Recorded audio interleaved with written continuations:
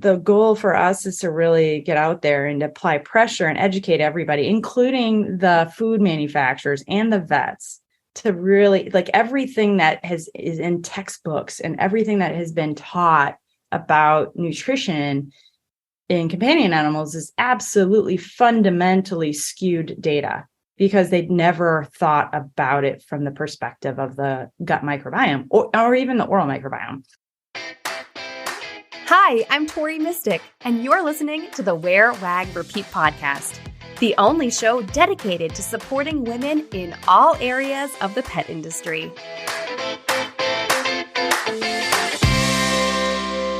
I always have such a great time talking to Dr. Emily Stein of Primal Health. They're the makers of Teef dental water additive for our pets, and I've personally been using it for Bert and Lucy for a while.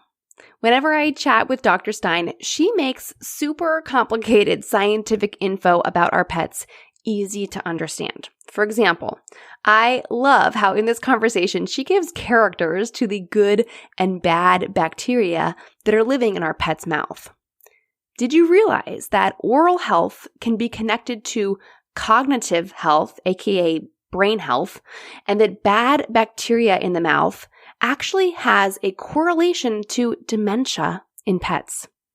Well, Dr. Stein has some great advice on how to support your dog's health through the microbiome of their mouth. Think of their mouth as like the portal to their body.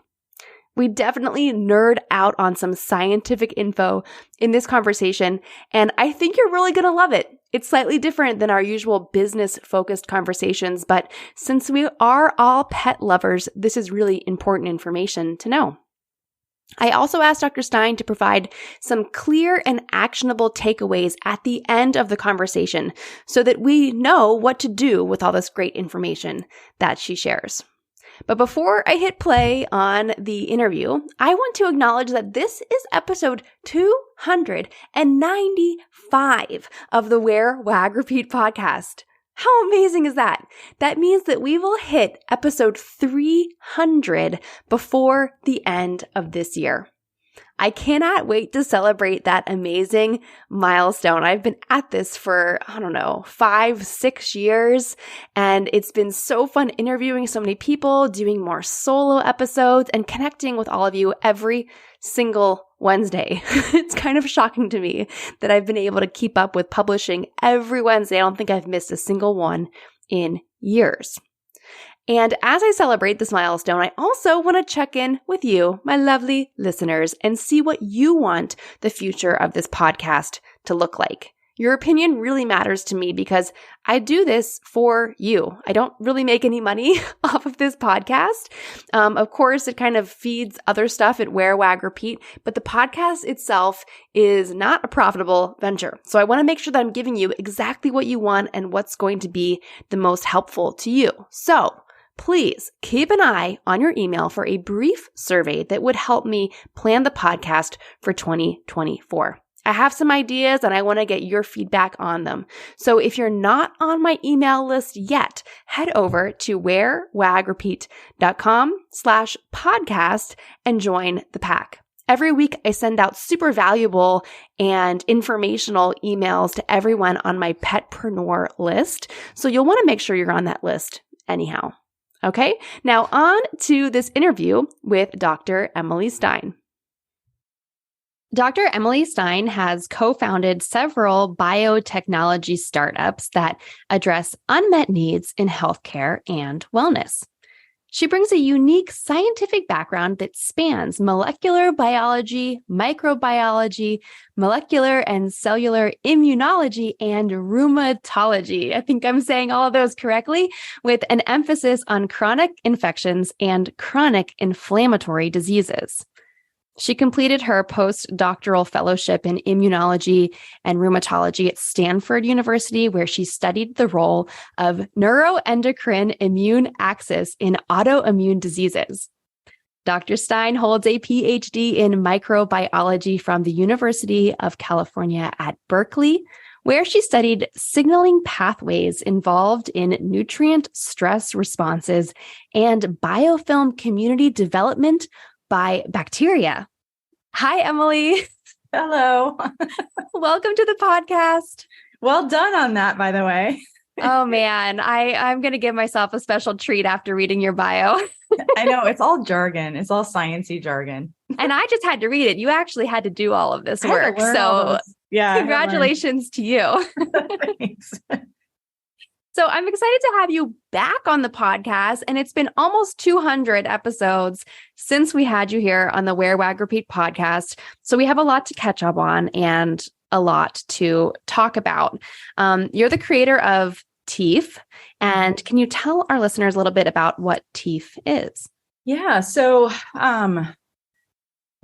Teef, I built Teef to try to solve for the ever-growing problem of dental disease in companion animals, and finding out that really it's all most dental diseases known to man are actually driven by the oral microbiome, which is this really complicated community, second most diverse in the body, aside from the lower GI tract, second most abundant. So, it's like a little cesspool in the mouth. And and it can really drive a lot of gum disease. And so everybody's focused on white teeth and pretty teeth, but really teeth don't matter. What matters, how you lose teeth, is actually through the gums and swelling and inflamed gums. And so we're actually feeding microbes in a way that puts them on a keto diet only in the mouth.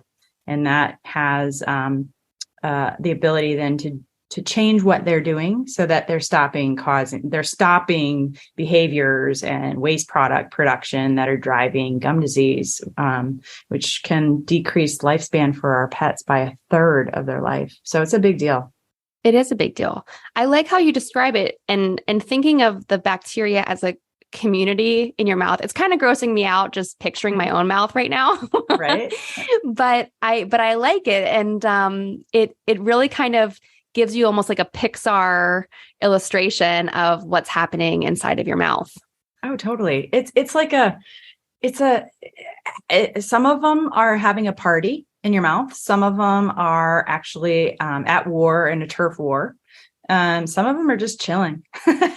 and then there's a couple that you really don't want involved. And if they grow up into even a low amount, like 1% of the total population of the trillions of microbes in there, they can really change everybody's behavior and cause a massive uprising. And so this is where knowing about that, and yes, I personify microbes for a living, but it kind of helps relate what I understand to, No, it makes it so much easier to understand. And like that little 1% evil guys, like you kind of imagine them as being bullies and kind of bullying the other ones. They fundamentally are. And they are really kicking butt against the good microbes that are actually present to protect their host and take care of their host, because they're incentivized. They do well when their host does well. So there's this mutualistic relationship.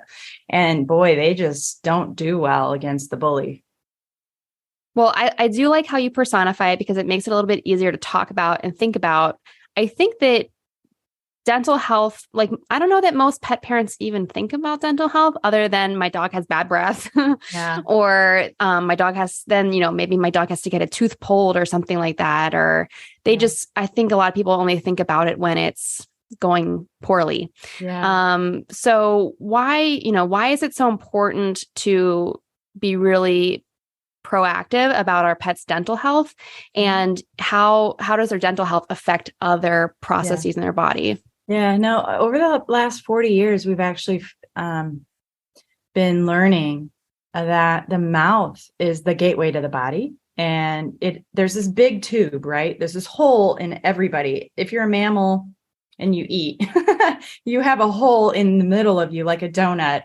And one orifice is your mouth. The other orifice is your anus, right? And it's a whole tube. It's a system that's chock full of microbes.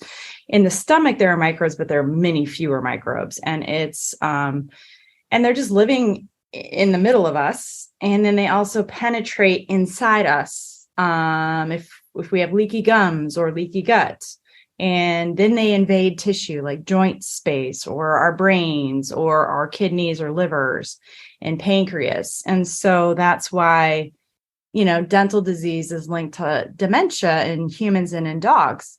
because the microbes that are really in that 1% that I was talking about can grow. We've had dogs, some dogs have 43% of their mouth is that microbe. And, they're prone to all sorts of things like cancer. So it's anytime you get these 1%ers that can overtake a compartment like the mouth, you're going to we swallow that, right? And then you wind up with gut issues, or if there's leakiness in the tissue, they'll invade and they'll start causing heart issues or brain issues because they can invade the body, and we can find them post-mortem in brains of humans and dogs with dementia, for instance. Wow. I didn't really realize that, I guess gum disease could lead to dementia. Am I making the right connection? It's a correlation at this point, but in animals, it's shown causative now. So it's only one more step, which in medicine, it takes decades, right? You're right. Lots and lots of research and data. Yeah. But the correlative data is so strong, and you can feed, for instance, bacteria in dogs, pregnant cats, pregnant goats and sheep, and pregnant women, and they have bleeding gums. Guess where those microbes are found? In the placenta. And more so through the mouth than just injecting it directly into the vein. So you can the mouth seems to be a major superhighway of access to the body.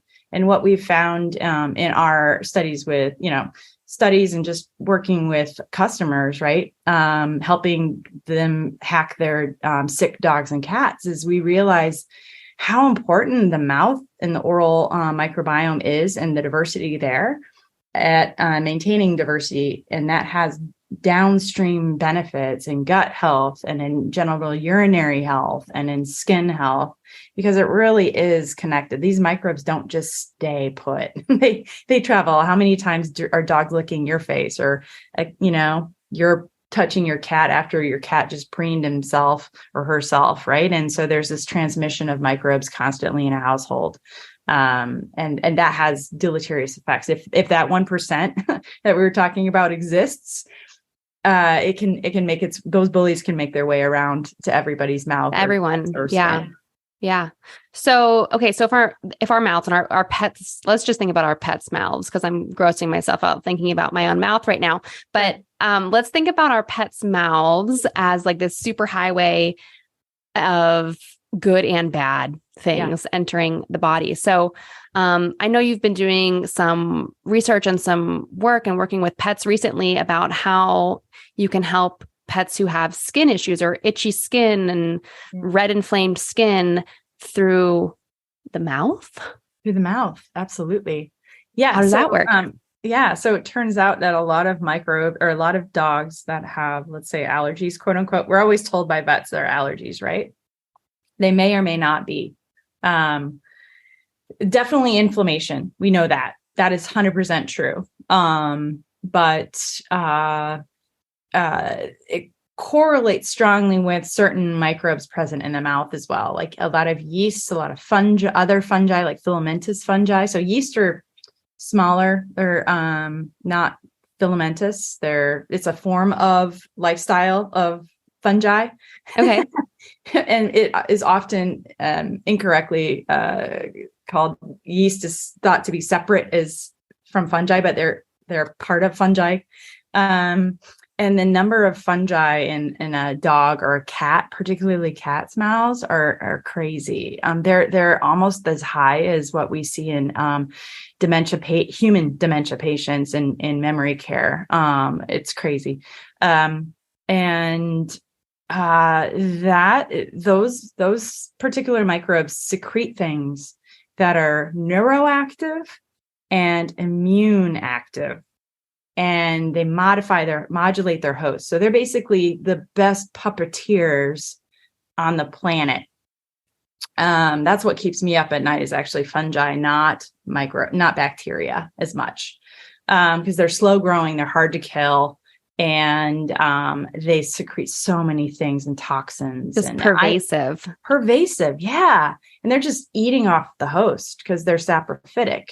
as opposed to some microbes. The beneficial microbes are actually it's a mutual relationship, not just deleterious like fungi. So Right.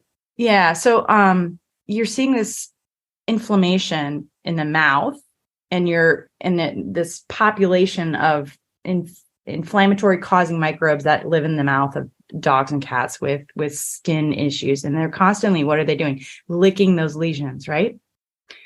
And so there's a massive transfer of bad onto the skin.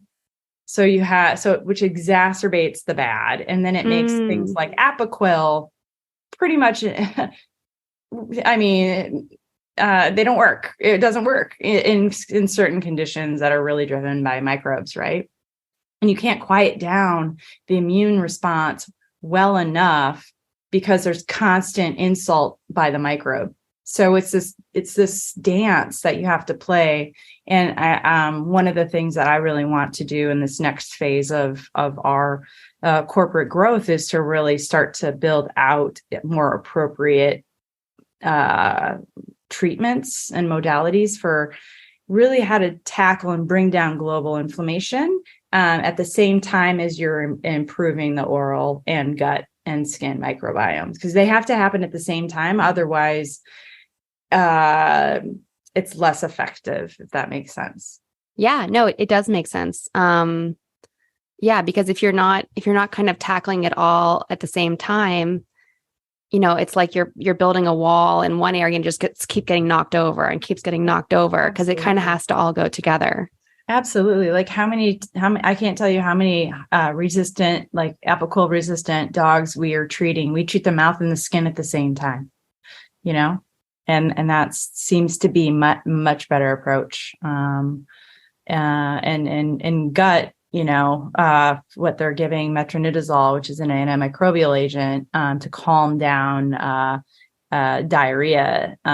But you don't have to give antibiotics. So there's other ways to do it. And so we've been just improving the oral microbiome at the same time as we're adding in certain kinds of fermented foods, which have bioactive postbiotics in them. And we modulate what kinds, like advise on other people, because we're not a food.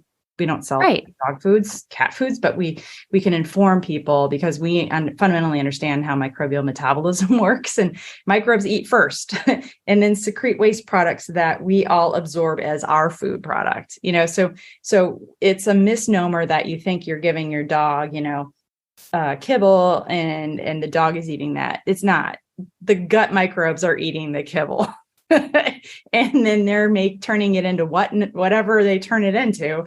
And that's what your dog absorbs. So it's absorbing. Yeah. And so the goal for us is to really get out there and apply pressure and educate everybody, including the food manufacturers and the vets, to really, like, everything that is in textbooks and everything that has been taught about nutrition in companion animals is absolutely fundamentally skewed data, because they'd never thought about it from the perspective of the gut microbiome or even the oral microbiome.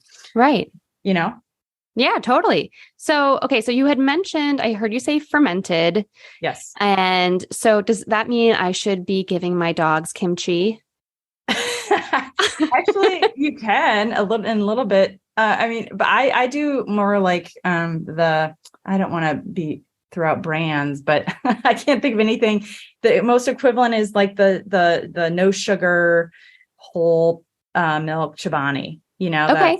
That's Greek yogurt, super solid, and it smells sour. You just do a little bit of that, like a little spoonful every few days. I know there's a fermented goat milk. Yeah, that's a goat milk's great. Some yogurt or kefir. I never know how to say that. Yeah.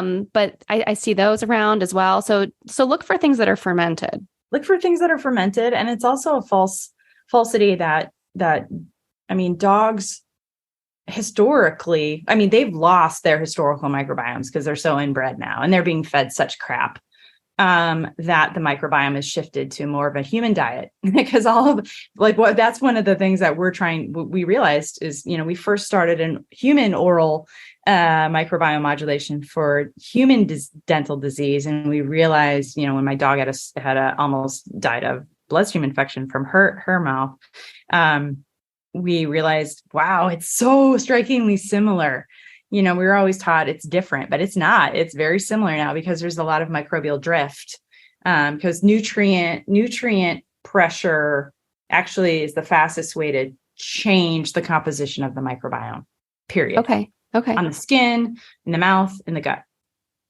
So, so does this kind of apply to dogs of all ages, or are there special considerations we should be giving to our pets as they age? Yeah. So as perimenopausal person myself, I can tell you hormones make a huge difference. And what I've learned in rheumatology is many of our normal physiologic functions are actually driven by hormones.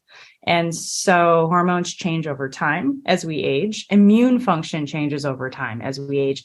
And also the microbiome shifts over time as we age, because there's this interdependency that we're still trying to wrap our heads around. It's so complicated. But like, for instance, we know that I'm going to go human for a minute because that's the one thing that was actually clinically shown, but you can make the parallels in our companion animals. But women taking the oral contraceptive pill, within 30 minutes after taking that pill, the E. coli in her genital urinary tract already changed its gene expression. That's how intimately tied in to their host our microbes are, right?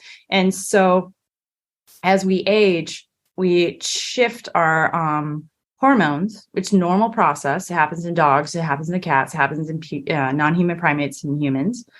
And so you get that shift in ratios of androgens, which are male-like, and estrogens, which are female-like. And that has foundational influence on activity of the immune system.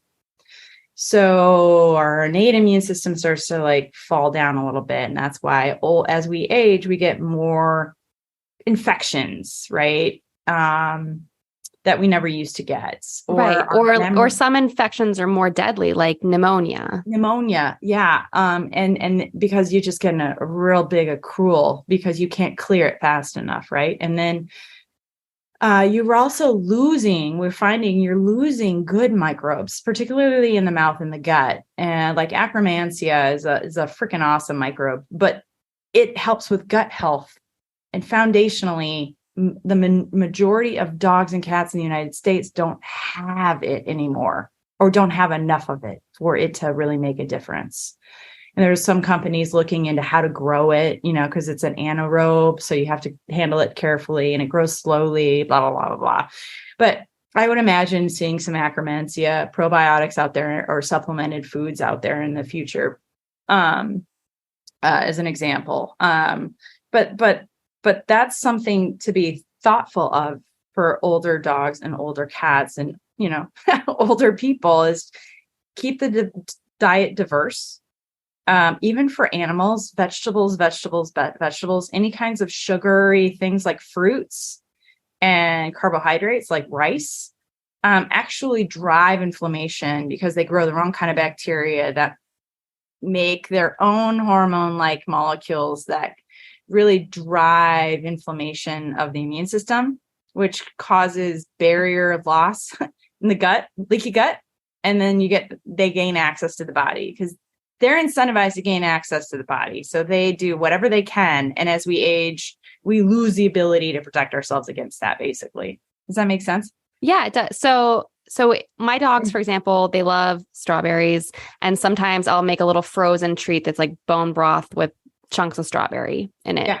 So maybe since they're 11 years old, I should swap that for cucumber or something like that. The sugar content in cucumber is much, much. So I would follow the glycemic index. Okay. Thinking about how to think about older dogs and cats. Because cats, they shouldn't have any carbohydrate, period. But it's now that used very readily in cat food. And now chronic kidney disease is through the roof, right? And so are the fungal burdens in these cats. And you can measure the toxins in their urine from the fungus. It's just awful. And fungus loves sugar. And some of the disease-causing microbes that really lead to leaky gut and loose stool love sugar. So you really have to be mindful of that. That's one of the best things you can do. And what's interesting is the more they take over our GI tract, the more they stimulate our neurons to crave sugar. Does that make sense? Yeah. So the more sugar you have, the more sugar you want. Exactly. Because your diet choices have actually enriched for the bad that's manipulating you to eat more bad because they're dependent on sugar to survive. And you're literally the puppet and they're literally the puppeteer. And so what we find, because we're putting the microbes on a keto diet in the mouth, we've had complaints from our customers that our dog was aggressive for 3 days. I'm like, yeah, you cut off the fungus's sugar because it secretes mood modulators too.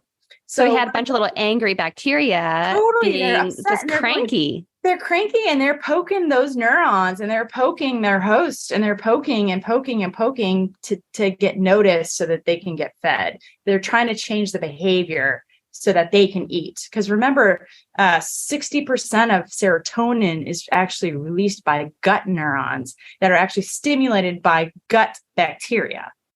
And okay. This makes sense because I was thinking to myself, I was like, well, we control what we feed our dogs. So just like stop giving them sugar. But like you just said, you get the angry bacteria sending messages to the brain saying, I'm cranky, give me my sugar. And look at how many treats contain wheat, rice, chickpea. Some contain flat out sugar. I know. There's this new water additive for dental that's on the market. And it literally has sucrose in it. I was like, no. And everybody wants to go to honey because it's antimicrobial. I'm like, not really. No, not for the gut. No, it's got fructose. It's like, no, don't do that. Don't do that. And this is like what humans what humans believe is good. Think about it. The microbes are like, oh boy, this is a treat, They're just circling around with their knife and their fork, getting ready to dive in. And you just don't want it to be a steak knife because those hurt. Yes. Yeah. So we have to treat our microbiome communities nicely, give them the good stuff, not so much of the bad stuff. Right. So the bad guys don't take over. Yeah. And it's as simple as making sure you're diversifying, focusing on protein and diversifying the protein, and then limiting the carbohydrates. And then like my doggy, he gets dried. So I don't give him anything that goes through the baking process because it just, it's like kind of kills the nutrients. Makes no sense. Yeah. It's just a waste. Right. And so, he's got little dried bits of broccoli and, celery and peppermint and dandelion leaf, because what are dogs usually in the wild eating? Rabbits, rodents, there's whole eggs, in there because they eat eggs. And yes, dogs can handle a ton of bacterial load. They can eat E. coli and salmonella all day long because they've been bred to be resistant to that. Cats don't.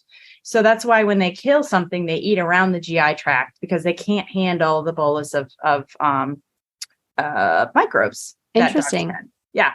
Yeah. So that makes sense now that you, I guess to tie it all back in to Teef, that you have a product specifically for cats, and it's not the same. It's very different than the dog one. Surprisingly, it's got the same core ingredients, different ratio of them, because so many cats are now being fed carbs in their food. So they have a lot of the same microbes causing the same problems in dogs and in people. Like C. acnes, which causes acne in humans, causes acne in cats. And it causes it's linked to gum disease in humans. And it's one of the biggest drivers of gum disease in cats. Fungus is also a big deal for cats. And so we have an added ingredient which is the dried down cell wall of green algae called chlorella. It's on the AFCO safe list. And we found that it actually is really good at binding those fungal toxins that are present in the mouth, which causes stomatitis. We feel it's causing stomatitis. There's some evidence we've learned over time that that's a big deal. And by just removing the toxin inertly, so it neutralizes it because it's in the bound state, and it gets swallowed and just excreted out. So it's inactive and it's not able to like cause issues. And in the meantime, we're starving the fungus from eating its favorite nutrient source, which is sugar, and it's not able to compete. And so it just basically goes bye-bye when the cat swallows. Good.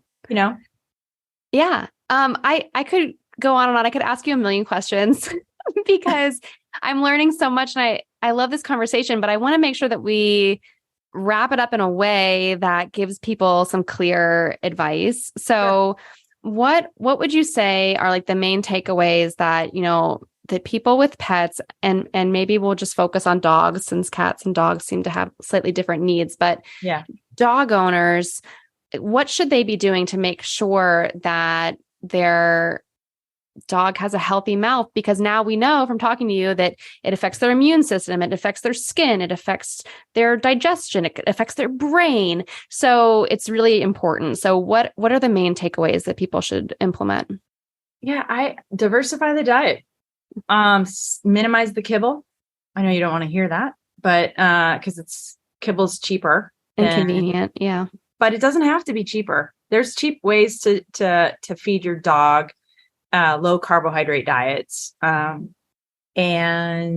diversity builds diversity in the mouth, and it strengthens downstream gut health. And so, use products like ours or other probiotics are good for gut health, not for oral health, because dogs swallow so quickly, there's no benefit. So it's a waste of money. Don't bother with that. And drink water, tons of water. It cleanses any toxins that exist, that the waste products that the microbes secrete in the mouth that the dog swallows and gets absorbed right away. And clean those water dishes with soap and water every day. I know it's a pain. Put it through the dishwasher every other day. It's so important to keep those food dishes and water dishes clean. Also, throw the anything going in the mouth, like chew toys and stuff, throw them in the washing machine, clean them. They have to go through cleansing, because if there's that 1% is on it, it's so strong, it can overpower the good, and it's a daily process. So you really have to be mindful about doing that. And most of the treats on the market are really, really, really causing problems with oral health and gut health. So be very mindful of what you consider a treat. That's great advice. I hope everyone is taking notes. And if not, you can go to the show notes for this episode where I will recap everything that Emily just said. And I'm happy to say that every time I run the dishwasher, I put the dog's bowls in it. So however often that is, but I do rinse them kind of in between. Every time I fill it up, I give it like a little scrub and a rinse, and we try our best. I also I use glass bowls, which I think are far superior to plastic bowls. Let's just say, does it not matter? Microbes can form a biofilm on any surface these days, including the antimicrobial resistant colloidal metals. They're so smart. It takes literally 30 minutes incubation in a 25% bleach solution for us as a control to clear oral appliances like aligners to get rid of that biofilm. Because you think you're scrubbing it off. You scrubbed off some of it, but not all of it. But it's in there because it's micro. So it's like tiny everywhere. You can't see it. It's a thin, invisible. If you can see a visible layer, you need to wash more often. I thought I was all good using my glass bowls, but apparently it doesn't matter what you use. You got to scrub and disinfect and just put it in the dishwasher. Yeah. And honestly, conventional soap. Don't use antimicrobial soap, because then you're selecting for antimicrobial resistant microbes. Okay. Okay. Got it. Yeah. Thank you again for being on the podcast and sharing this really great health advice. It's a great time of year. This episode is coming out in mid-November when colds are on the rise. So everyone can keep their pets healthy and themselves healthy, hopefully, as well. Before we go, Emily, can you tell us where everyone can go to learn more about Teef and all that you do? Sure.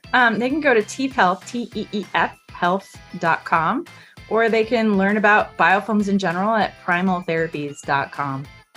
Excellent. Thank you so much. Thank you. Some of the best conversations happen after the episode. Send me a note on Instagram at WearWagRepeat, or find even more women petpreneurs to connect with in our private Facebook group called Wear, Wag, Repeat Labs. If you want to dig into more episodes, resources to grow your business, or find a link to something we discussed, it is all right there for you at wearwagrepeat.com.